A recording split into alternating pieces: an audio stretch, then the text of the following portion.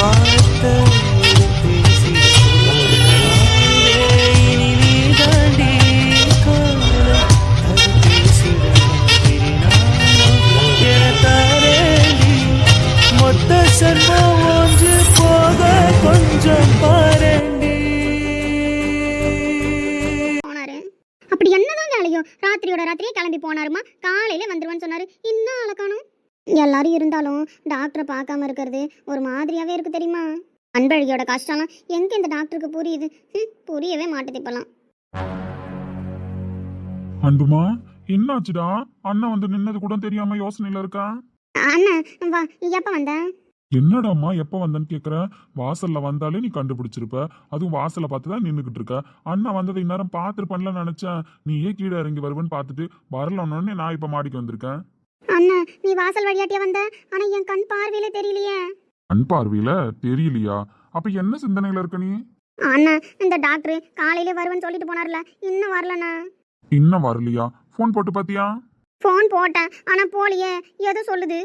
மாப்பிள்ள நான் வந்துகிட்டே இருக்க மச்சான், வந்துருவேன் அப்படின்னு சொன்னாரு. அவர் சொன்ன டைமுக்கு நேரம் வந்திருக்கணுமே. நீ பேசுனியா? காலையில நீ பேசுனியா? பேசணுண்டாம்மா, நீ ஏன் இப்படி தடுமாறிக்கிட்டு இருக்க? மாப்பிள்ள வந்த உடனே உன்னை பார்க்க தான் வருவாரு. உன்னை பார்த்துட்டு தான் அப்புறம் எல்லாரையும் பார்க்க கூட போவாரு. அதான் நான் வாசலை பார்த்து நின்றுகிட்டு இருக்கேன். டாக்டர் வந்தாருன்னு வச்சுக்கோயா, ஓடி போய் முதல்ல அவர்கிட்ட பேசணும்னு. எனக்கு என்னன்னே தெரியல. நீ எங்கேயாவது போனீங்கன்னா எப்படி உன்னை தேடிக்கிட்டு நிற்பேன், அதே மாதிரி டாக்டர் எங்கேயாவது போனாலும் நான் அவரை தேடிக்கிட்டே தானே நிற்கிறேன். அவர் இல்லாமல் என்னால் இருக்கவே முடியல தெரியுமா. என்னண்ணா நான் இப்படி பேசிட்டு இருக்கேன், நீ சிரிக்கிற? சிரிக்காம என்ன பண்ண சொல்ற? இது கிண்டல் பண்றதுக்காக வந்த சிரிப்புல, சந்தோஷத்துல வந்த சிரிப்பு. என் அளவுக்கு பாசம் நீ யாருக்கிட்டையுமே வச்சது கிடையாது. என் அளவுக்கு பாசம் வச்சிருக்கான் அப்படின்னா உன்கிட்ட அந்த அளவுக்கு அவங்க பாசமா இருந்திருக்காங்கன்னு அர்த்தம். அப்படி அண்ணன் லெவலுக்கு நீ வச்சு பாக்குற அப்படின்னா டாக்டர் அண்ணன் மாட்டுக்கு உன்னை பாத்துக்கிறாருன்னு தானே அர்த்தம். சரி, அதுக்கே நீ சிரிக்கிற? இது சந்தோஷத்துல வந்த சிரிப்புடாமா. என் தங்கச்சி என் வீட்டுல இருந்த மாதிரியே புகுந்த வீட்லயும் சந்தோஷமா இருக்கான்னு பூரிப்புல அண்ணனுக்கு வர்ற சிரிப்பு. அண்ணன் நான் சந்தோஷமா இருக்கேன் தெரியுமா, ஏன்னா அவர் என்ன பார்த்து பார்த்து பாத்துக்கிறாரு. அது போதும் இந்த அண்ணனுக்கு. சந்தோஷத்துக்கு அளவே இல்லாம இருப்பான். ஆமா அண்ணன், அப்பதான் சரோஜாக்கா அம்மா எல்லாரும் நல்லா இருக்காங்களா? வீட்டுக்கு வரவே முடியல, நான் வீட்டுக்கு ஒரு நாள் வரேன்னு. எனக்கும் எல்லாரையும் பார்க்கணும்னு ஆசையா இருக்கு. கண்டிப்பா வா, உன்னை எப்போ பார்க்கலாம் தான் எல்லாரும் வெயிட் பண்ணிட்டு இருக்காங்க. கல்யாணம் பண்ணி கொடுத்ததுக்கு அப்புறம் என்னதான் இது உரிமையா இருந்தாலும் நம்ம மாமா வீடா இருந்தாலும் அடிக்கடி வந்துட்டு போக முடியாதுல்ல. ஏதோ நான் வந்துட்டு போறேன், என் தங்கச்சியை பார்க்காம இருக்க முடியல. எல்லாரும் வந்துட்டு போக முடியாதுல்லடா, அதனாலதான் அவங்களாம் வர்றதில்ல அடிக்கடி. நீ எதுவும் நினைச்சுக்காத, உனக்கு பார்க்கணும்னு தோணுனா சொல்லு, அண்ணன் கூட்டிட்டு போறேன். வந்துட்டு 2 நாள் இருந்துட்டு வரலாம். சரிண்ணா, எனக்கு வரணும்னு ஆசையாக தான் இருக்கு. டாக்டர் வரட்டும், முகாம் நடந்துட்டு இருக்குல்ல, அதனால எங்கேயும் போக முடியல வர முடியலன்னு சொல்லிட்டு இருக்காரு. அதனால தான் நானும் கேட்கல. இந்த முகாம்லாம் முடிட்டோம், நான் வரேன். சரிடாம்மா, என் தங்கச்சி ரொம்ப பொறுப்பாயிட்டா. இப்பதான் கேட்கணும், இப்பதான் செய்யணும். இவங்க எப்படி கஷ்டப்படுவாங்க, அவங்கள அப்படி கஷ்டப்படுத்தும் நம்ம கேட்கறது அப்படின்னு எப்படிலாம் புரிஞ்சுக்கிட்டு குடும்பம் நடத்துறா. அண்ணனுக்கு இதெல்லாம் பார்க்கும்போது எவ்வளவு சந்தோஷமா இருக்கு தெரியுமா. அண்ணன் நான் உன்கிட்ட ஒரு விஷயம் பேசலாமா? அப்படி என்ன பேச போற என் தங்கச்சி? தயங்கி தயங்கில பேசுறா. அண்ணா நான் எல்லாத்தையுமே உங்ககிட்ட தான் பேசுவேன். ஒரு பொம்பளை பிள்ளை இந்த விஷயத்த பேசலாம் அண்ணங்கிட்ட, இந்த விஷயத்த பேசக்கூடாது அப்படின்றத தாண்டி நான் எல்லாத்தையுமே உங்ககிட்ட தான் சொல்லுவேன். அதனால தான் நான் இதையும் உங்ககிட்ட சொல்கிறேன். நீ தான் இதுக்கு எனக்கு வழி சொல்லணும். என்னடாம்மா ஒரு மாதிரி சொல்ற? என்ன விஷயம்? அண்ணா அது அது வந்து எனக்கு கல்யாணம் ஆயிடுச்சுல. கல்யாணம் ஆயிடுச்சுல. ஆனால் நான் வந்து நீ வந்து என்ன மென்னு முடிஞ்சிட்டு இருக்க? சரி, எனக்கு தான் கல்யாணம் பண்ணிட்டல, நீ கல்யாணம் பண்ணிக்கலாம்ல.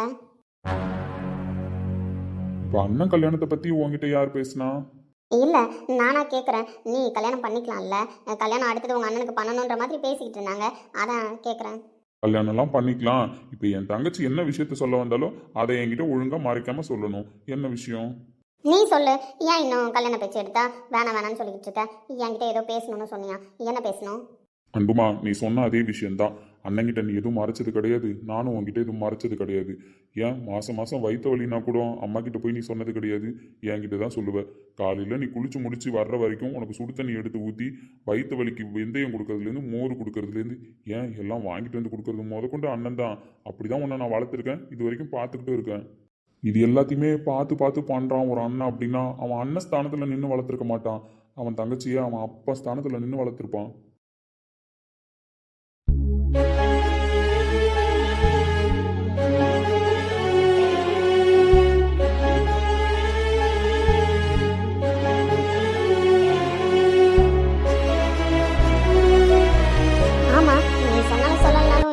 அப்பா மட்டுக்கு தான் வளர்த்துருக்க, அண்ணன் மட்டுக்கு நான் நினச்சது கிடையாது. கூப்பிட்றது வேணா அண்ணனா இருக்கலாம், ஆனால் நீ எனக்கு அப்பா தான். அப்படி இருக்கும்போது ஒரு பெத்தவனுக்கு என்ன சந்தோஷம் சொல்லு? புள்ளைய கட்டி கொடுத்தோம், அடுத்தது அதுக்கு ஒரு நல்லது கெட்டது நடக்கணும், அதை தானே ஆசைப்படுவான். ஆமாம். அப்ப அண்ணனுக்கு கல்யாண பேச்சு எடுக்கிறாங்கன்னு உனக்கு தெரிஞ்சு போச்சு. அண்ணன் கல்யாணம் வேணான்னு சொல்றேன்னு தெரிஞ்சு போச்சு. அப்ப அண்ணன் மனசுக்குள்ள ஏதோ ஒரு விஷயம் உறுத்திக்கிட்டு இருக்குன்னு தானே தெரியுது. அண்ணன். சொல்லுடாமா. அண்ணன் தான் சொல்லிட்டேனே, உன்கிட்ட நான் எதுவும் ஒளிச்சு மறைச்சு பேசுனது கிடையாது. நீயும் அந்த மாதிரி தான். நான் இப்பவும் சொல்றேன், என் தங்கச்சிக்கு ஒரு நல்லது நடந்தா மட்டும்தான் என் வாழ்க்கையில நான் அடுத்த விஷயத்தை பத்தி யோசிப்பேன். அண்ணன், நீ என்ன சொல்ல வர? எனக்கு புரியல. சரிடாம்மா, நான் உன்கிட்ட வெளிப்படையாவே கேட்குறேன். என் தங்கச்சியை கல்யாணம் பண்ணி கொடுத்துட்டேன். அவ வாழறான்ற திருப்தி அண்ணன் காதுல வந்து சேர்ந்துருச்சு அப்படின்னா அண்ணன் திருப்தியா கல்யாணம் பண்ணிக்க ரெடியா தான் இருப்பேன். அண்ணன், நான் நல்லா வாழ்ந்துட்டு தான் இருக்கேன். ஏன் உனக்கு நான் சந்தோஷமா இருக்கிற மாதிரி தெரியலையா? சந்தோஷமாலாம் இருக்கா என் தங்கச்சி, அதுல எந்த குறையும் கிடையாது. அவ புகுந்த வீடும் சரி, அவளை கட்டிக்கிட்ட புருஷனும் சரி, அவளை எந்த சந்தோஷத்துக்கும் குறைவில்லாம தான் பார்த்துட்டு இருக்காங்க. அது அண்ணனுக்கு நல்லாவே தெரியும். ஆனா ஒரு விஷயம் ஞாபகம் வச்சுக்க அன்பழகி, மாப்பிள்ளை தனியாவே வளர்ந்துருக்காரு. கஷ்ட நஷ்டம் எல்லாம் தெரிஞ்சு வளர்ந்துருக்காரு. ஒரு பாசம் கிடைச்சிடாதான்னு ஏங்கியிருக்காரு. ஏன் ஒன்னப்ப பார்த்தப்ப கூட ஆத்தா பாசம் எனக்கு கிடைச்சிருச்சு, அன்பழகி வந்தா என்ன ஆத்தா மாட்டுக்கு பார்த்துப்பா அப்படின்னு சொல்லி தானே பொண்ணு கேட்டாரு. அதனால தானே கொடுத்தோம். நீ ஆத்தா மாட்டுக்கு பார்த்துக்கிற, அதில் நான் தப்பு சொல்லலை. ஆனால் மாப்பிள்ளைக்குன்னு ஒரு ஆசை, ஒரு சந்தோஷம், நம்ம இப்படிலாம் வாழணும், நம்மளுக்கு இத்தனை பிள்ளைங்க பிறக்கணும் அப்படின்லாம் ஒரு கனவு கண்டு வச்சிருப்பார்ல. அவரும் மனுஷன் தானே, அவருக்கும் ஒரு சில ஆசைலாம் இருக்கும்ல. அண்ணன் தான். ஆனால் இந்த அண்ணன் தான் உனக்கு எல்லா டைம்லையுமே அப்பனா ஆத்தாவா அண்ணனா எல்லாமாவும் இருந்திருக்கேன். அதனால இந்த விஷயத்த தங்கச்சிக்கு சொல்லலாமா சொல்லக்கூடாதான்னு கூட எனக்கு தெரியல. ஆனால் வேற யார் சொன்னாலும் உனக்கு அது புரியாது. இந்த அண்ணன் சொன்னால் மட்டும்தான் உன் மனசில் பதியும். அதனால தான் இந்த விஷயத்த நானே பேசணும்னு ஆசைப்பட்டு பேசிகிட்டு இருக்கேன். நான் எல்லாத்துக்கும் என் தங்கச்சிக்கு பார்த்து பார்த்து தான் செஞ்சுருக்கேன். மாதம் மாதம் வயிற்று வலி வரும்போது கூட எல்லாருக்கிட்டையும் போய் வைத்தியம் கேட்பேன். யாராவது ஒருத்தவங்க மாற்றி மாற்றி சொல்லிட மாட்டாங்களா, என் தங்கச்சி வயிற்று வலியை நிறுத்திட மாட்டோமான்னு எல்லாரும் என்னை கிண்டல் பண்ணுவாங்க. இதெல்லாம் பொம்பளை பிள்ளை சமாச்சாரம், நீ போய் ஈடுபடாதடா, உங்கள் அம்மா பார்த்துப்பாங்க, உங்கள் அப்பத்தா பார்த்துக்குன்னு சொல்லுவாங்க. ஆனால் நான் அதெல்லாம் காதில் கூட வாங்கினது கிடையாது. நீங்கள் வைத்தியத்தை மட்டும் சொல்லுங்கள், நான் போய் என் தங்கச்சிக்கு செய்கிறேன் அப்படின்னு சொல்லிட்டு அந்த டைமில் கூட உன் கையை காலை பிடிச்சி விட்டுக்கிட்டு என் தங்கச்சி முகம் ஆட்டமாக இருந்தால் கூடயே உட்காந்துருந்தவன் நான். அப்படி சின்ன வயசுலேருந்து என் தங்கச்சி மூஞ்சில் தெரிகிற சந்தோஷம் கஷ்டம் எல்லாத்துலேயும் இந்த அண்ணன் பங்கு எடுத்துக்கிட்டு அதை எப்படிலாம் சரி பண்ணலாம், எப்படிலாம் என் தங்கச்சியை சந்தோஷப்படுத்தலான்னு நினச்சி வாழ்ந்துட்டு இருக்கேன். அப்படிலாம் வளர்த்த என் தங்கச்சி வாழ்க்கையில் கல்யாணம் பண்ணி கொடுத்தாச்சு. அதுக்கப்புறம் அவளுக்கு ஒரு நல்லது நடந்தால் தான் அந்த அண்ணன் மனசு திருப்தி அடையுன்றது உனக்கு புரியுதா? அப்படி நடந்தால் மட்டும்தான் இந்த அண்ணன் வாழ்க்கையில் அடுத்த கட்டத்துக்கு போவான்றதையும் நீ தெரிஞ்சுக்கணும். அண்ணனை பற்றி உனக்கு நல்லாவே தெரியும். இருந்தாலும் நான் சொல்கிறேன், உன்னை கல்யாணம் பண்ணி கொடுத்துட்டேன். நீ என்னைக்கு என்னை கூப்பிட்டு அண்ணன் நீ மாமன் ஆயிட்ட அப்படின்னு சொல்றியோ அன்னைக்கு தான் இந்த அண்ணன் வாழ்க்கையில் அடுத்த கட்டத்துக்கு போவேன்.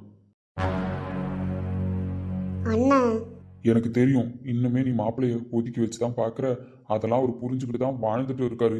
எனக்கு மட்டும் இல்லை, எல்லாருக்குமே தெரிகிற மாதிரி தான் இந்த விஷயம் இருக்குது. அதனால இதை நீ சரி பண்ணிக்கிட்டு மாப்பிள்ளை கூட சந்தோஷமாக வாழ ஆரம்பிச்சிட்ட அப்படின்னா இந்த அண்ணன் ரொம்ப சந்தோஷப்படுவேன். இதெல்லாம் அண்ணன் உங்ககிட்ட சொல்லக்கூடாது, கேட்கக்கூடாது தான். இருந்தாலும் சொல்கிறேன், நீ சந்தோஷமாக உன் வாழ்க்கையை ஆரம்பிக்கணும். மாப்பிள்ளை மட்டும் என்னமா தப்பு பண்ணாரு, உன்னை அவ்வளோ கண்ணும் கருத்துமா பார்த்துக்கிறாரு. இந்த காலத்தில் நீயே சொல்ல, ஏன் நம்ம ஊரை எடுத்துக்க, கண்ணுக்கு லட்சணமாக பொண்டாட்டி இருந்தாலும் பக்கத்து தெருவில் வப்பாட்டியை தேடிட்டு நிற்கிறானுவோ. ஆனால் ஏன் மாப்பிள்ளை படிப்புலையும் குறல்ல, அந்தஸ்துலையும் குறல்ல, ஏன் அழகுலையும் குறல்ல. அப்படி இருக்கிற என் மாப்பிள்ளை என் பொண்டாட்டி தான் முக்கியம், என் பொண்டாட்டி சம்மதம் தான் முக்கியம், என் பொண்டாட்டி சந்தோஷம் தான் முக்கியம்னு உனக்கு முக்கியத்துவம் கொடுத்து எல்லாருக்கிட்டையும் எனக்கு என்ன நான் சந்தோஷமாக தான் இருக்கேன்னு சொல்கிறாரு. ஆனால் முழுசாக ஒரு கணவன் மனைவி சேர்ந்து வாழ ஆரம்பித்து அங்கீகாரமாக அவங்களுக்கு ஒரு குழந்தை பிறந்து வாழ்க்கையே முழுமையடையும் பற்றியா, அப்போ தான் இன்னும் பூரிப்பான சந்தோஷம் வரும். அவனும் உன்கிட்ட நேற்று கல்யாணம் ஆச்சு இன்னைக்கு வாழ்ந்துட்டியாமா நாளைக்கு நான் மாமன் ஆயிட்டேனான்லாம் கேட்கல. கிட்டத்தட்ட 3 மாதத்துக்கு மேலே ஆக போகுது உனக்கு கல்யாணம் ஆகி. இது வரைக்கும் மாப்பிள்ளையை நீ புரிஞ்சுக்காம தான் இருக்கியா, இல்லை மாப்பிள்ளை உன்னை புரிஞ்சுக்காம தான் இருக்காரா, அதெல்லாம் நீ யோசிச்சு பார்க்கணும். அதையும் தாண்டி நான் சொன்ன விஷயந்தான், அவன் எப்படியோ இருக்கானுங்க. ஆனால் என் மாப்பிள்ளை இவ்வளோ தகுதி அவருக்கு இருந்தும் அவரால் எல்லாம் பண்ண முடியும்னு தெரிஞ்சும் உன் காலையே தான் விழுந்து கிடக்குறாரு. உன்னை தாண்டி எனக்கு சந்தோஷமே இல்லைன்னு சொல்லிட்டு இருக்காரு. அப்படிப்பட்டவரை தள்ளி வச்சு நீ பார்க்கக்கூடாது, சந்தோஷமாக வாழணும்னு நினைக்கிறேன். அண்ணன் சொன்னாதான் உனக்கு புரியும்னு அண்ணன் இந்த விஷயத்தையும் உனக்கு சொல்லிட்டேன். அதையும் தாண்டி நீ கேட்ட பத்தியா, ஏன் நான் உன் கல்யாண பேச்சு எடுத்தா நீ ஒத்துக்க மாட்டேன்னு. என் காதில் விழட்டும், என் தங்கச்சி சந்தோஷமாக அவள் வாழ்க்கையை ஆரம்பித்து நான் மாமன் ஆயிட்டேன்னு சொல்லட்டும். அதுக்கப்புறம் இந்த அண்ணனோட கல்யாண பேச்சு எடுத்துக்கலாம். அண்ணா, இதுக்கெல்லாம் நான் உனக்கு என்ன பதில் சொல்ல எனக்கும் தெரியல. ஆனால் நாங்கள் 2 பேரும் புரிஞ்சுக்கிட்டு வாழ்வோண்ணே, கூடிய சீக்கிரம் வாழ ஆரம்பிச்சிருவோம். அன்புமா திருப்பியும் நான் உனக்கு அதை தாண்டா சொல்கிறேன். உனக்கு கல்யாணம் ஆகி 3 மாதம் ஆயிடுச்சு. உனக்கு கிடைச்ச புருஷன் மாதிரி யாருக்கும் கிடைக்கல. உன்னை புரிஞ்சுக்கிட்ட இந்த குடும்பம் மாதிரியும் யாருக்கும் அமையல. அப்படிப்பட்ட ரெண்டுத்தையுமே உன் கையிலேருந்து நழுவ விடாம உன் வாழ்க்கையை கெட்டியாக பிடிச்சிக்கிட்டு இன்னும் நீ சந்தோஷமாக வாழணும்னு தான் நான் சொல்கிறேன். உனக்கு புரியும்னு நினைக்கிறேன். இதுக்கு மேலே அண்ணன் சொன்னது உனக்கு புரியலன்னா உன் விருப்பம். அன்பு, அண்ணன் உன்னை கஷ்டப்படுத்துகிற மாதிரி ஏதாவது பேசிட்டேனாடா? இல்லைண்ணா, நீ சரியாக தான் பேசியிருக்க. எனக்கு தான் இந்த மரமண்டையில் இவ்வளோ நேரம் ஏறியே தொலைக்கல. அந்த மனுஷனை ஒதுக்கி வச்சே பழகிட்டேன். ஆனால் இதுக்கப்புறம் அப்படிலாம் நடக்காதுண்ணே. அன்பு புரிஞ்சுக்கிட்டா சீக்கிரமாக அவர் கூட சந்தோஷமாக வாழ்வானே. நீ சொல்கிற மாதிரி என் டாக்டர் மாதிரி என்னை யாரும் புரிஞ்சுக்க முடியாதுண்ணே. அவரை ஒதுக்கி வச்சு பார்க்குறது தப்பு தானே? தப்புன்னெலாம் இல்லைடா. இதுக்கப்புறமா ஒதுக்கி வச்சு பார்க்காதன்னு தான் சொல்கிறேன். அவ்வளோதான். மற்றபடி உன்னை கஷ்டப்படுத்தணுன்றதுக்காகலாம் அண்ணன் எதுவும் சொல்லலை. போதுமா? சரிண்ணா, இப்போ தான் என் மனசில் இருக்கிற பாரமே குறைஞ்சிருக்கு. உங்ககிட்ட பேசினா மட்டும்தான் எனக்கு ஒரு தெளிவு வருது. அவ்வளோதான். என் தங்கச்சி புரிஞ்சுக்கிட்டா இதுக்கப்புறம் அவள் சந்தோஷமா இருப்பான்னு எனக்கு நம்பிக்கை இருக்கு. அப்படியே கொஞ்சம் சிரிச்சானா நல்லா இருக்கும். போன ஒரு மாதிரியாகவே இருக்கு தெரியுமா? என் தங்கச்சிக்கு என்கிட்ட பேசுனதுக்கு அப்புறமும் ஒரு மாதிரியா இருக்காளா? அப்ப சந்தோஷம் இல்லையா அண்ணன்கிட்ட பேசுனது? சந்தோஷம்லாம் இருக்கு. அப்ப சிரிக்கணுமே என் தங்கச்சி. சிரிச்சிட்டேன், போதுமா? இப்பதான் இந்த அண்ணனுக்கு நிறைவா இருக்கு. அன்பு ஏன் எல்லாத்துக்கும் அண்ணன் சொல்கிற மாதிரி இருக்குது, அண்ணன் சொல்கிற மாதிரி இருக்குன்னு சொல்கிறான்னு இப்போ தான் புரியுது. ஒரு அண்ணனா இந்த விஷயத்த சொல்லலாம், இந்த விஷயத்த சொல்லக்கூடாதுன்றதை தாண்டி அவளுக்கு எல்லாமாவும் அவன் தான் இருந்திருக்கான். அவன் சொல்கிற மாதிரி மாதம் மாதம் வயிற்று வலி பிரச்சனையை கூட அவன்கிட்ட தான் சொல்லியிருக்கா. அந்த அளவுக்கு அவன் பாண்டிங்கில் இருந்திருக்கான். அண்ணன்றதை தாண்டி ஒரு தாயா தகப்பனாக இருந்து அவளுக்கு வழிகாட்டியிருக்கான். எல்லா விஷயத்தையும் அவன் தான் சொல்லி புரிய வைக்கிறான். அவன் தான் அவளுக்கு எல்லாமேன்றதை அவன் திரும்பி திரும்பி அவன் மனசில் பதிய வச்சுக்கிட்டே இருக்கான். அதையும் தாண்டி அவள் தங்கச்சி சந்தோஷமாக வாழ்ந்ததான் அவன் வாழ்க்கையை ஆரம்பிக்கணும்னு முடிவு பண்ணி வச்சுருக்கானே. அப்படி இருக்கும்போது இதுக்கப்புறமும் நம்ம வாழாமல் இருந்தோம் அப்படின்னா அருள் அவன் வாழ்க்கைக்கு சம்மதமும் சொல்ல மாட்டான், அடுத்த கட்டத்துக்கு போகவும் மாட்டான். பாட்டி அன்னைக்கு தான் அருளுக்கும் அக்ஷயாவுக்கும் கல்யாணம் பண்ணுறதை பற்றி பேசணும்னு சொன்னாங்க. அப்படி பேச போனால் இவன் ஏதாவது ஒரு காரணம் சொல்லி அவாய்ட் பண்ண தான் பார்ப்பான். நம்ம சந்தோஷத்துக்காக அக்ஷயா வாழ்க்கையும் அருள் வாழ்க்கையும் வீணாக்கிறதுல நியாயமே கிடையாது. அன்பை சமாதானப்படுத்துறது ஒன்றும் பெரிய விஷயம் இல்லை. அன்பை சமாதானப்படுத்தி வாழறதா இருந்தால் நான் எப்பயோ வாழ்ந்திருப்பேன். ஆனால் வசந்துக்கு ஒரு முடிவு வராமல் நம்ம வாழ்க்கையை ஆரம்பிக்கக்கூடாதுன்னு தான் வெயிட் பண்ணேன். இப்போ தான் வசந்த் வாழ்க்கையில் இந்த பிரச்சனையும் முடிச்சிட்டோம். இதுக்கப்புறம் யாரையும் நமக்காக தண்டிக்கக்கூடாது. ஆனால் இப்படி ஒரு அண்ணன் தங்கச்சியை நான் பார்த்ததும் கிடையாது, கேள்விப்பட்டதும் கிடையாது. எந்த விஷயத்தை தங்கச்சிக்கு சொல்லணும், எந்த விஷயத்தை சொல்லக்கூடாதுன்றதை தாண்டி எல்லாத்தையுமே நான் சொன்னாதான் என் தங்கச்சி புரிஞ்சுப்பான்னு இவ்வளோ பக்குவமாக பேசுகிறான். அவனை நம்ம எந்த விதத்துலையும் தண்டித்து பார்க்கக்கூடாது. அவன் வாழ்க்கையில் சந்தோஷமாக இருக்கணும். அவன் சந்தோஷமாக இருந்தால் தான் இவளை சந்தோஷமாக இருப்பா, இவ சந்தோஷமாக இருந்தால் தான் அவனும் வாழ்க்கையில் நிறைவாக இருப்பான்.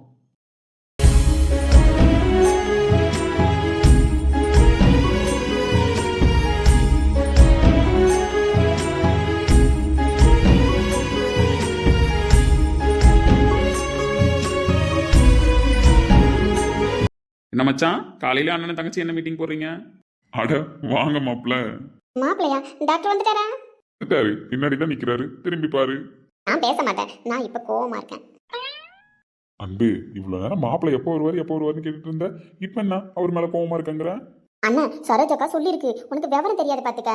புருஷனா நம்ம சொன்னதை கேட்கணுமா, நம்ம கிட்ட சொன்னா அதை கரெக்டாக செய்யணுமா. என்கிட்ட எப்போ வருவான்னு சொல்லிட்டு போனாரு, இப்போதான் வந்திருக்காரு. அதனால நான் கோவமா இருக்கிற மாதிரி நடிக்கணும்னே. அப்பதான் ஒரு பொண்டாட்டியை பற்றி பயப்படுவாரு. அதான் நான் அப்படி பண்றேன். சும்மா தான், நான் சமாதானம் ஆயிடுவேன். அண்ணன் கோவமா இருக்கிற மாதிரி இருக்கேன், நீ டாக்டர் கிட்ட சொல்லாத. அண்ணன் சிரிக்காதனே, கண்டுபிடிச்சிருவாரு. நீ அமைதியாவே இரு. என்ன மச்சான், உன் தங்கச்சி கோவமா இருக்காளா? ஆமாமா, ரொம்ப கோவமா இருக்கா அப்படின்னு உங்கள்ட்ட சொல்ல சொன்னான். அண்ணன் அப்படி சொல்லாத, அன்பு கோவமா இருக்கா அப்படின்னு மட்டும் சொல்லு. மாப்பிள்ள, அன்பு ரொம்ப கோவமா இருக்கா, அது மட்டும் தான் சொல்லிட்டேன். எது வந்தாலும் நீங்க பாத்துக்கோங்க. சரிங்க மச்சான், உங்கள்கிட்ட அப்புறமா வந்து பேசுறேன். நீங்க போங்க, என் பொண்டாட்டியை சமாதானப்படுத்திட்டு கீழே கூப்பிட்டு வரேன். சரிங்க மாப்பிள்ள.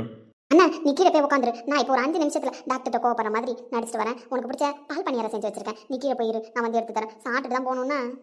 சரிடாம்மா, நீ வா, நான் வெயிட் பண்றேன். நீ போ. ஆல் தி பெஸ்ட் மாப்பிள்ள. தேங்க்ஸ் மச்சான். என்ன செல்லம், கோவமா இருக்கியா? ஆமா, நான் கோவமா இருக்கேன். டாக்டர் கிட்ட பேச மாட்டேன். எப்ப வரேன்னு சொன்னீங்க, எப்ப வந்திருக்கீங்க? அச்சோ, அதனால பொண்டாட்டி இப்போ கோவமா இருக்காளா? ஆமா, நான் ரொம்ப கோவமா இருக்கேன்.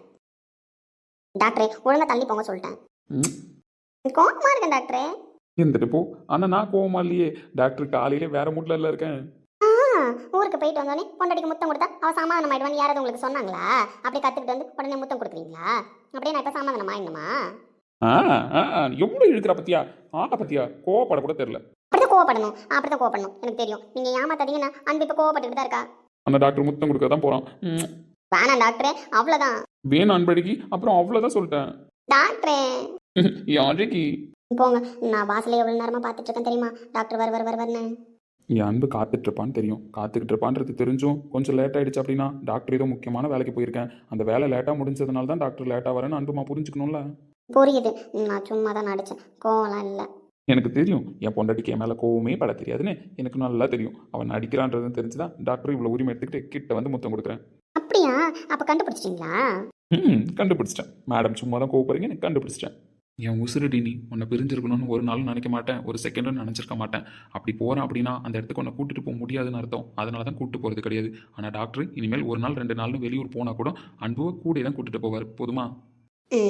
இனிமேல் கூட கூட்டிட்டு போகணும். ஏன்னா அன்புவால் டாக்டர் பிரிஞ்சு இருக்கவே முடியல, தெரியுமா? ஆப் விஷயமா தானே போயிட்டு வந்தேன். அதனால வசந்த்கிட்ட போய் டாக்டருக்கு பேசுகிற வேலை இருக்குது. இப்போ என் பொண்டாட்டி சிரிச்சானா போய் வசந்த்கிட்ட என்ன அப்டேட்டுன்னு கொடுத்துட்டு சீக்கிரமாக வந்து இன்னைக்கு பொண்டாட்டி கூட நான் பேசிட்டு இருப்பேனா? ஓகேவா? சரி. டாக்டர் சரியான காரியக்காரமா? ஆமாம் ஆமாம், காரியக்கார் தான். பொண்டாட்டிக்கிட்ட டாக்டர் காரியக்கார் தான். என் பொண்டாட்டியை ஒரு நாள் பார்க்காமலே ஒரு யுகம் பார்க்காத மாதிரி இருந்துச்சு. அப்படி ஓடி வந்திருக்கேன் என் பொண்டாட்டியை பார்க்கறதுக்கு. பொண்டாட்டிக்கு டாக்டரை பார்த்தா காரியக்கார மாதிரி தெரியுதா? பாசம் வச்சிருக்கிற மாதிரி தெரியலையா? தெரியுது தெரியுது, நான் சும்மா சொன்னேன். எனக்கு தெரியும் என் டாக்டர் என்னை பார்க்க ஓடி வந்துருவாருன்னு. I love you doctor. I love you பொண்டாட்டி. பொண்டாட்டி பார்த்தா கண்ணுக்கு லட்சணமா இருக்கா. இப்படி ஒரு பொண்டாட்டியை பார்க்க ஓடி வராமல் என்ன பண்ணுவான் டாக்டர்? இந்த சாரி உனக்கு எவ்வளோ அழகாக இருக்குது தெரியுமா? தலை நிறைய மல்லிகைப்பூ, நெத்தியில் குங்குமம், அழகாக இருக்கடி என் அழகி.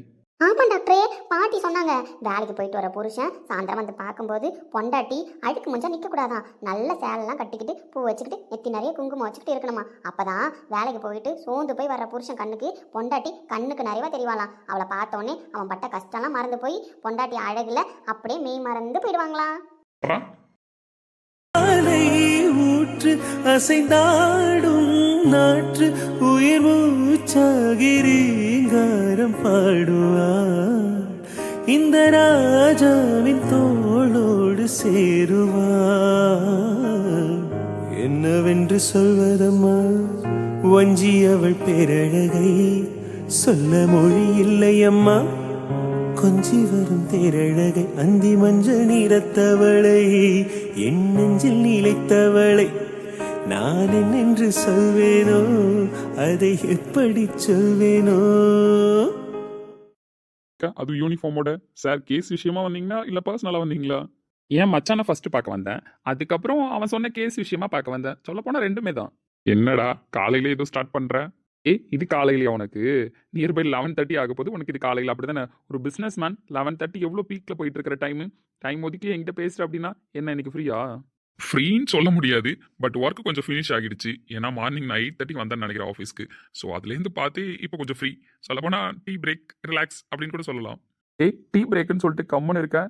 ஏன் டீ குடிக்கலன்னு பார்க்குறியா? அதெல்லாம் குடிச்சிட்டேன்டா. ஆமாம், உங்க கூட சேர்ந்து இன்னொரு டைம் ட்ரை பண்ணலாம். நான் டீ ஆர்டர் பண்ணுறேன்னு. அதெல்லாம் வேணாண்டா, நீ வேற. உன் கூடயும் கம்பெனி கொடுப்பேன்டா, பிரச்சனை இல்லை. மச்சான், இதே ஈவினிங்ல கேட்டிருந்தீங்கன்னா வேற கம்பெனிக்கு ஒன்று கூப்பிட்டுருப்பேன். பகலில் கேட்குற, நானும் கம்பெனி கொடுக்க முடியாது, நீயும் கம்பெனி கொடுக்க முடியாது. ஏன்னா 2 பேர் இருக்கிற பொசிஷன் அப்படி. அட பாவி, ஏன்டா ஸ்டாப் பண்ணிட்டு நல்லவன் ஐடியா? அதை பண்ணிக்கிட்டே இருக்கிறவங்களாம் கெட்டவனும் கிடையாது, பண்ணாம இருக்கிறவன் தியாகியும் கிடையாது. அது அப்பப்போ என்ஜாய்மெண்ட்டுக்கு மட்டும் இருந்தா அது எந்த ப்ராப்ளமும் இல்லை. அதை தாண்டி போகுது அப்படின்னா தான் பிரச்சனை. ஆமா, பர்சனலா மச்சான்ட்ட பேசிட்டு இருக்க, அதெல்லாம் கரெக்டு தான். பட் அஃபிஷியலா என்ன பார்க்க வந்ததுக்கான ரீசன்? மச்சான், அதை சொன்னா நீ எப்படி எடுத்துப்பேன்னு எனக்கு தெரியல. ஆனா சொல்லாம இருக்கிறது நியாயமாவும் இருக்காது. என்னடா ஏதோ பொடி வச்சு பேசுறேன்? பொடி வச்செல்லாம் பேசலடா. நீ ஒரு கேஸ் ஃபைல் கொடுத்து அமிச்ச கிருஷ்ணாட்ட ஞாபகம் இருக்கா? அது எனக்கு பார்த்து சொல்லுடா, இதில் டீட்டெயில்ஸ்லாம் இருக்குன்னு சொன்னேன். ஆமா, தினேஷ் டெத் கேஸு விசாரிச்சிட்டேன் மச்சான். பர்சனலாக ஒரு நாள் போய் கூட விசாரிச்சுட்டு வந்துட்டேன். அந்த பையனுக்கு ஃபேமிலி பேக்ரவுண்டுலாம் பெருசாக கிடையாதுடா. அவன் ரொம்ப கஷ்டப்படுற ஃபேமிலிலேருந்து வந்த பையன் தான். சொல்லப்போனால் சரவணன் வளர்ந்தால அந்த ஹோமில் ஒர்க் பண்ணிக்கிட்டு பார்ட் டைமாக படிச்சுட்டு இருந்தான். ஸோ அதே ஊரில் தான் நம்ம ரோஷினியும் காலேஜ் படிச்சிருக்கா. சேம் காலேஜில் அவனும் படித்ததுனால தான் லவ் ப்ரப்போஸ் பண்ணியிருக்கான். ரோஷினியோட கேரக்டர் நம்ம எல்லாருக்குமே தெரியும். ஸோ அவனுக்குமே ஏதோ ஒரு கேரக்டர் பிடிச்சி போய் லவ் ப்ரப்போஸ் பண்ணியிருக்கான். ஆனால் அவள் சின்ன வயசுலேருந்தே உன் மேலே ஆசையாக இருந்ததுனால எத்தனையோ டைம் அவன்கிட்ட சொல்லியிருக்கா, என் மாமாவை தானே கல்யாணம் பண்ணிக்க போகிறேன் அப்படின்னு சொல்லிட்டு. ஆனால் ரோஷினி போய் சொல்கிறாளோன்னு சொல்லிட்டு தொடர்ந்து அவளை ஃபாலோ பண்ணிட்டு இருந்திருக்கான். அவகிட்ட லவ் ப்ரப்போஸ் பண்ணிக்கிட்டே இருந்திருக்கான். மற்றபடி அவன் டிஸ்டர்ப்லாம் எதுவுமே பண்ணலை. அப்ரோச் பண்ணதோட சரி. மச்சான், உனக்கு என்னை பற்றி தெரியும், எனக்கும் உன்னை பற்றி தெரியும். நம்ம 2 பேரும் ஒரே கிளாஸ். ஸோ ஸ்கூல்லேருந்து காலேஜ் வரைக்கும், ஸ்கூல் படிக்கிற வரைக்கும் ரோஷினி நம்மளோட ஜூனியர். அப்போல்லாம் +1 +2 அந்த ஸ்டேஜில் ஒரு 2 பசங்க அவகிட்ட ப்ரப்போஸ் பண்ணியிருப்பாங்க. உனக்கும் ஞாபகம் இருக்கும், எனக்கும் ஞாபகம் இருக்கும். நம்மளாம் ரோஷினி வச்சு கலாய்ச்சிட்டு இருப்போம். அப்போ ரோஷினி சொல்லுவா, என்ன ஸ்ரீநாத் மாமா பாருங்க, பசங்களாம் என் பின்னாடி சுற்றுறாங்க, நீங்கள் என் பின்னாடி சுற்ற மாட்டீங்களா? உங்களுக்கு என் மேலே லவ் இல்லையா அப்படின்னு ஒன்றை தான் அவள் அப்ரோச் பண்ணிட்டு இருந்தா. அந்த டைம்லலாம் வீடு பார்த்துக்கலாம்னு அவள்கிட்ட சொல்லுவேன். ஏன் நான் கூட கேட்டிருக்கேன், டேய் இவனுங்களெல்லாம் வாடா ஒரு தட்டு தட்டிட்டு வரும், எதுக்குடா ரோஷினி பின்னாடி சுத்துறானுங்க அப்படின்னு நான் கோவப்பட்டிருக்கேன். ஆனால் நீ அதுக்கு என்ன பதில் சொன்ன ஞாபகம் இருக்கா? என் மாமா பொண்ணுடா, அவ என்ன தான் கல்யாணம் பண்ணிக்க போறான், நான் அவளை தான் கல்யாணம் பண்ணிக்க போறேன். சின்ன வயசுலேருந்து எங்கள் 2 பேர் மனசுலையுமே பதிஞ்சு போச்சு. ஆனால் இந்த வயசில் இதெல்லாம் நடக்கிற விஷயம் தான்டா.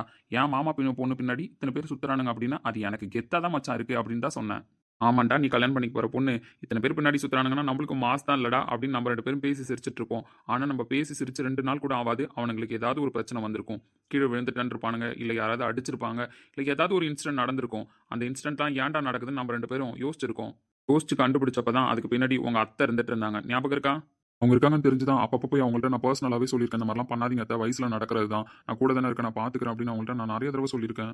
நான் அதெல்லாம் அவங்க காதில் வாங்கினதே கிடையாது. அடுத்தடுத்து அவங்க பேர் வெளியில் வராமல் பண்ணிட்டு இருந்தாங்களே தவிர அதை பண்ணாமல் இல்லை. அதுவுமே கேள்விப்பட்டு நான் வான் பண்ணிட்டு தான் இருந்தேன். ஆனால் அவள் காலேஜ் போனதுக்கப்புறம் அப்படிலாம் எதுவும் இன்சிடென்ட் நடக்கலடா. அப்படிலாம் நடக்கல, அதை விட பெருசாக நடந்திருக்கு. என்னடா சொல்கிறேன்?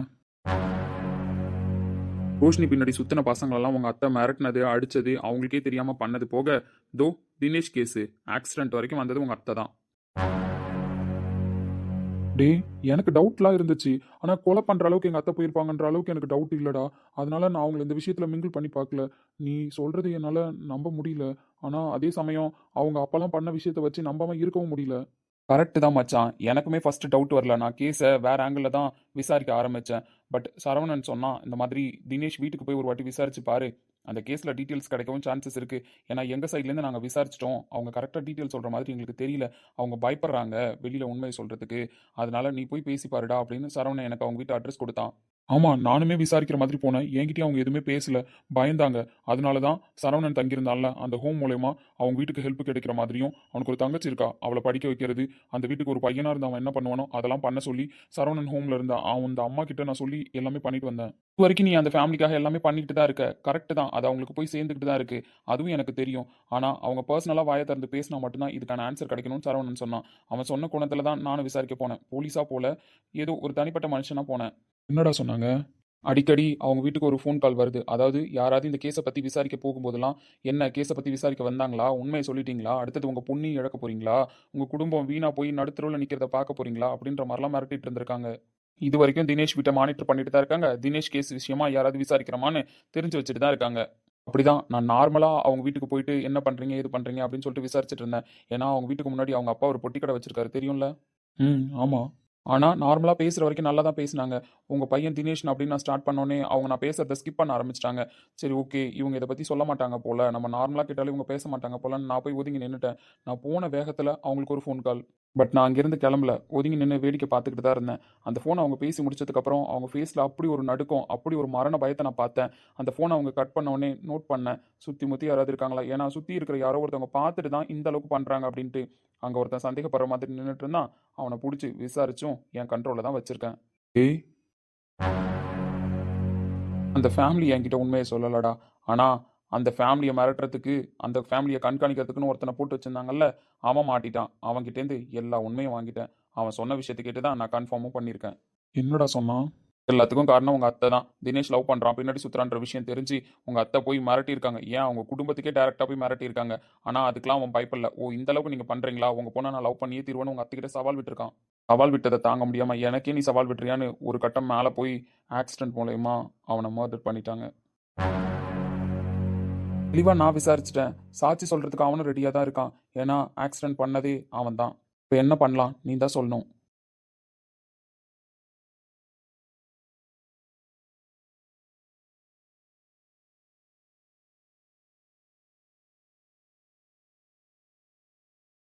அன்னைக்கு நான் சொன்னேன், இன்னைக்கு நான் சொல்கிறேன், யாராக இருந்தாலும் பரவாயில்ல, அந்த கேஸுக்கான நியாயம் கிடைச்சே ஆகணும்டா. அதனால நானே கேஸ் கொடுக்க ரெடி தான். நீ அவங்கள அரெஸ்ட் பண்ணலாம். ஷோராடா? ஷோர் தான்டா. இதுக்கப்புறம் என்னால் அவங்கள மன்னிக்கவே முடியாது. சின்ன சின்ன தப்புலாம் பண்ணாங்க, அது வேற விஷயம். ஆனால் இது எவ்வளோ பெரிய தப்பு தெரியுமாடா? ஒரு உயிரை போயிடுச்சுடா. இந்த பாவத்தை எங்கே போய் தொலைக்கிறது? ஓகே மச்சான், உங்ககிட்டேருந்து எனக்கு ஆன்சர் தேவைப்படுது, நீ ஆன்சர் சொல்லிட்ட. ஆனால் என்னால் இப்போ உடனே ஆக்ஷன் எடுக்க முடியாதுடா. ஏன்டா? நான் தான் கொடுக்குறேன்னு சொல்கிறேனே கேஸு, அப்புறம் என்ன? இல்லை மச்சான், உன் சாட்சி செல்லப்படியாவது உன் கேஸை நான் எடுத்துக்கவும் முடியாது. தினேஷ் ஃபேமிலிலேருந்து யாராவது எனக்கு வந்து கேஸ் கொடுக்கணும். அவங்க அப்பா, அம்மா இல்லை தங்கச்சி யாரோ ஒருத்தவங்க கொடுக்கணும். அப்படி இருந்தால் மட்டும்தான் கேஸ் ஸ்ட்ராங்காக நிற்கும். ஏன்னா உங்கள் அத்தை எல்லா இடத்துலையும் கண்ணுக்கு தெரியாத இடத்துல கூட ஆள் வச்சிருக்காங்க. அப்படி இருக்கும்போது இந்த கேஸ் நீ கொடுத்து நான் எடுத்தா கூட அவங்க கண்கட்டி வித்த மாதிரி இதை நம்ம கண்ணுக்கே தெரியாமல் மறைச்சிருவாங்க. பட் இந்த கேஸ்க்கான நியாயம் கிடைச்சாகணும்டா. கிடைக்கணும் தான், நான் தப்பு சொல்லலை. ஆனால் அந்த ஃபேமிலியும் அதால் பாதிக்கப்படுவாங்க. ஸ்ட்ராங்காக உங்கள் அத்தை மாற்றத்துக்கு நிறைய கேசஸ் இருக்குது. இது மட்டும் கேஸ் கிடையாது. என்னடா சொல்ற? நிறைய கேஸா? அவங்க இதையே பொண்ணு மேல உள்ள பாசத்துல பண்ணிட்டாங்கன்னு தான் நான் நினைக்கிறேன். அதுக்குமே தண்டனை கிடைக்கணும்னு தான் நினைக்கிறேன். மத்தபடி எங்க அத்தை கிரிமினல்லாம் கிடையாதுடா. நீ என்ன இந்த ரேஞ்சுக்கு பேசிட்டு இருக்க? உன் கண்ணு முன்னாடி உனக்கு தெரிஞ்ச அத்தை அவ்வளவுதான் மச்சான். உன் கண் பார்வைக்கு பின்னாடி உங்க அத்தையோட விஸ்வரூபமே இருக்கு. டேய், ஆமா மச்சான். ஆனா அதெல்லாம் என்கிட்ட இப்ப கேட்காத. அதை சொல்ற நிலமையில நான் இல்ல. அதை நீ கேட்டாலும் தாங்க மாட்டேன். வெயிட் பண்ணு. கொஞ்ச நாள்ல எல்லாமே நான் உனக்கு சொல்றேன். எனக்கு இந்த கேஸ்ல நீ என்ன ரியாக்ட் பண்ணுவன்றது மட்டும் தெரியணும். அதை தெரிஞ்சுக்க தான் வந்தேன். தெரிஞ்சுக்கிட்டேன். ஸோ ஃபர்தரா உங்க அத்தை எந்தெந்த விஷயத்துல ப்ளே பண்ணியிருக்காங்கன்றதை தெரிஞ்சுக்கிட்டு கண்டிப்பா நான் உங்ககிட்ட இன்ஃபார்ம் பண்ணுவேன். இன்ஃபார்ம் பண்ணாமலாம் எந்த ஆக்ஷன் எடுக்க மாட்டேன். அப்படி அவங்கள நான் வேறு கேஸில் லாக் பண்ணிட்டேன்னா தினேஷ் ஃபேமிலிலேருந்து வந்து கம்ப்ளைண்ட் கொடுங்கன்னு சொல்லும்போது அவங்களுக்கே எந்த பயமும் இல்லாமல் கம்ப்ளைண்ட் கொடுப்பாங்க. ஸோ அந்த கேஸு இது கூட மூவ் பண்ணிக்கலாம். இவ்வளோ நாள் வெயிட் பண்ணிட்டோம், இனிமேலும் வெயிட் பண்ணுவோம். அவங்கள ஃப்ரீயாகவே விடு, ஃப்ரீடமாகவே விடு. அவங்க பண்ணுறதை பண்ணட்டும். தடுக்கிறதுக்கு நான் இருக்கேன். என்னன்னு கேஸ் போட்டு க்ளோஸ் பண்ணுறதுக்கு நான் ரெடியாக தான் இருக்கேன். மனசு எவ்வளோ கஷ்டமாக இருக்குது தெரியுமாடா? ஒரு பொண்ணு மேலே வச்சு இந்த பாசத்தினால அதெல்லாம் பண்ணாங்கன்னு அப்போ விட்டுட்டேன்டா. இப்போ மர்டர் லெவலுக்கு யோசிச்சிருக்காங்க. அப்படி என்ன தாண்டா அவங்களுக்கு வேணும்? நீ தான் மச்சான் நினச்சிட்டு இருக்க. ஆனால் அதெல்லாம் ஒன்றுமே கிடையாது. அவங்க பொண்ணு மேலேயும் பாசம் வச்சிடல, குடும்பத்து மேலேயும் பாசம் வச்சிடல, ஏன் கட்டின புருஷன் மேலேயும் பாசம் வச்சிடல, எதுவும் இல்லை. அவங்களுக்கு கௌரவம், பணம் இது மட்டும்தான் முக்கியம். என்னை சுற்றி என்ன நடக்குதுன்னே தெரியலடா. நீ சொல்கிற விஷயத்த பார்த்தா என்னால் யோசிக்கவே முடியல. உன்னை சுற்றி நிறைய விஷயம் ப்ளே ஆகிட்டு இருக்குடா. அதுக்கு நடுவில் தான் நீ இருக்க. ஆனால் என்னென்னு சொன்னா உனக்கு இப்போதைக்கு புரியாது. பட் நீ உன்னோட லைஃப்பை பாரு. அது மட்டும்தான் என்னோட பர்சனல் ரெக்வஸ்ட்டு. இல்லைடா, நம்பிக்கை போயிடுச்சு பர்சனல் லைஃப்பில். அதில் எப்படி நான் வாழறதுன்னு எனக்கும் புரியாமல் தான் நிற்கிறேன். அது எப்படிடா நம்பிக்கை போகும்? அவளுக்கு நம்பிக்கையை கொடுத்தது நீ. இந்த விஷயத்தை மட்டும் நம்பக்கூடாதுன்னு சொல்கிறதுல நியாயம் இருக்கா? அஸ்வின், என்னடா சொல்லு. அவள் வந்து கேட்கும்போதெல்லாம் ஏன் முன்னாடியே நிறைய டைம் கேட்டிருக்கா, மாமா இவங்களை அப்படி பண்ணீங்களா, அவங்கள அப்படி பண்ணீங்களான்னு. அப்போல்லாம் நீ ஜாலியாக ஆமா அப்படின்னு சொல்லிட்டு தானடா போன அந்த இடத்துல. அப்போ எல்லா இடத்துலையும் அவன் நம்பிக்கையா மாமா நம்மளுக்காக இது பண்ணியிருக்காரு, மாமா நம்மளுக்காக அது பண்ணியிருக்காருன்னு கெத்தா சொல்லுவா. 10 பேர்ட்ட சொல்லி நம்மளே கேட்டிருக்கோம். அப்படி இருக்கும்போது இப்போ அவள் லைஃப்பில் நடந்த இந்த பெரிய விஷயத்த மட்டும் நீ நம்பியிருக்க கூடாது, என் மேலே அவளுக்கு நம்பிக்கை இருந்திருக்கணும்னு சொல்றியா? இந்த பசங்களெல்லாம் அடிச்சது நீ தான். அவ மனசுல ஆணித்தனமா நம்ப வச்சாச்சு. அப்ப இவ பின்னாடி சுத்தின தினேஷ் இறந்தப்பையும் அவ அப்படித்தானடா நினைப்பா. இதுல அவ மேல எங்கடா மிஸ்டேக் இருக்கு? அவளுக்கு நம்பிக்கையை கொடுத்தது நீ. இந்த விஷயத்துல நம்பியிருக்க கூடாதுன்னு சொல்றது நீ. இதுல யார் சொன்ன ஆன்சரு? அவ எடுத்த முடிவு தப்பா, இல்ல நீ அவளுக்கு விதைச்ச நம்பிக்கை தப்பா? நீயே முடிவு எடுத்துக்கோ. அதையும் மீறி அன்னைக்கு நான் வீட்டில் ஏன் கேட்டுட்டு வந்தேன், குட் நியூஸ் சொல்லலையான்னு நான் ஏன் கேட்டேன் அப்படின்னா, உங்கள் அம்மாடா. உங்கள் அம்மா மனசளவில் ரொம்பவே ஃபீல் பண்ணிட்டு இருக்காங்க. ஏன்னா நீ தான் வேணும்னு அவள் அவ்வளோ அடம் பிடிச்சி ஒத்த காலில் நின்று எப்படா கல்யாணம் ஆகும், எப்படா கல்யாணம் ஆகும்னு ஸ்ரீநாத் மாமான்னு பைத்தியக்காரி மாதிரி பின்னாடி சுற்றி கல்யாணம் பண்ணியிருந்திருக்கா. அப்படி இருக்கிற அவளும் நீயும் ஒழுங்காக வாழலன்றப்ப உங்கள் அம்மாவுக்கு எவ்வளோட கஷ்டமாக இருந்திருக்கும். எல்லாரையும் விடுடா. உங்கள் அம்மா உன்னையும் அவளையும் பெருசாக நம்பிட்டு இருக்காங்க. அவங்க நம்பிக்கைக்கு துரோகம் பண்ண போறீங்களா? நீயே முடிவு பண்ணிக்க மச்சான். அவள் பண்ணது தப்புன்னு உண்மையை தெரிஞ்சுக்கிட்டா அவன் உன்கிட்ட மன்னிப்பு கேட்டுட்டான்னு எனக்கு தெரியும். உண்மை அவளுக்கு ஓரளவு புரிஞ்சிருச்சுன்னு தெரியும். நீ கெஸ் பண்ணுறதுக்கு முன்னாடி இதுக்கெல்லாம் காரணம் அவங்க அம்மா தான். அவள் எப்போவோ கெஸ் பண்ணிட்டா. அவங்க அம்மாவை பனிஷ் பண்ணுறதுக்கு அவளும் ரெடியாக தான் இருக்கா. நீனும் ரெடியாக தான் இருக்க. நான் அதை தப்பு சொல்லலை. நீங்கள் 2 பேருமே நியாயமாக நடந்துக்கிட்டீங்க. ஆனால் எல்லா நியாயமும் தெரிஞ்ச நீங்கள் 2 பேருமே உங்கள் வாழ்க்கையை வேறு யாருக்காகவும் தொலைச்சிடாதீங்கன்னு தான் நான் சொல்கிறேன்.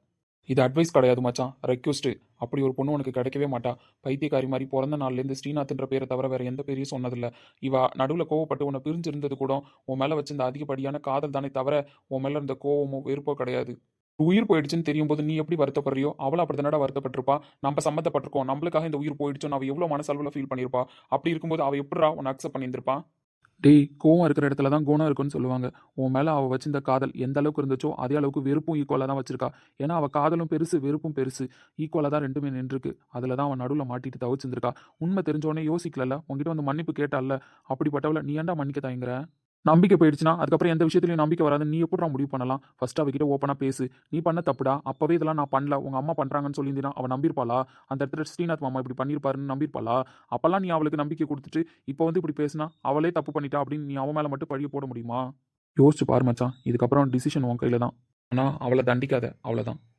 அவள் காதலை வெளியில் சொன்னா நீ காதலை வெளியில் சொல்லலை. ஆனால் அவளை எந்த அளவுக்கு காதலிச்சான்னு எனக்கு நல்லாவே தெரியும். எல்லா ஆசையும் உன் மனசுக்குள்ளே வச்சுக்கிட்டு அவளை நெருங்க கூட பயந்துருக்க. காலேஜ் படிக்கும்போது கூட நான் நிறைய டைம் வெறுப்பேற்றிருக்கேன். என்னடா மச்சான் ஒரே வீட்டில் இருக்கீங்க, ஒரே ரொமான்ஸா, ஜாலி தான் போ அப்படின்னு நான்லாம் எவ்வளோ சொல்லியிருக்கேன். ஆனால் நீ என்ன சொன்ன? நான் அந்த பார்வையிலலாம் அவளை பார்க்க மாட்டேன்டா, அவன் மனசில் தேவையில்லாத ஆசையை வளர்க்க மாட்டேன், ஒரே வீட்டில் இருக்கன்றதுக்காக எந்த அட்வான்டேஜும் நான் எடுத்துக்க மாட்டேன்னு இது வரைக்கும் அவள் லைஃப்பில் நீ கரெக்டாக தான் இருக்க. எல்லாத்துலேயும் கரெக்டாக இருந்த நீ இப்போ ஏன்டா தப்பான டிசிஷன் எடுக்கிற? உன் பொண்டாட்டிட்டா. இதுக்கப்புறம் நீ உரிமையோட லவ் பண்ணு. உரிமையாக அவகிட்ட போய் மன்னிப்பு கேளு. உரிமையாக அவகிட்ட எல்லாத்தையும் பேசு. 2 பேரும் மனசு விட்டு பேசுனீங்கனாலே பாதி பிரச்சனைக்கு முடிவு வந்துரும்டா. பார்த்துக்கலாம் இது வரைக்கும் நீ அமைதியாகவே இருந்ததுனால தான்டா உன் காதல் அவளுக்கு தெரியாமலே போயிடுச்சு. நீ எவ்வளோ காதலிச்சன்னு அவளுக்கு புரியாமலே போயிடுச்சு. வாய் விட்டு மனம் திறந்து பேசுடா, எல்லாமே ஒரு முடிவுக்கு வந்துடும். என்னடா பேசுவல்ல? புரியுது, பேசுகிறேன். தேங்க்ஸ் மச்சான். சரிடா, நான் கிளம்புறேன், அப்புறமா பார்க்கலாம். சரிடா.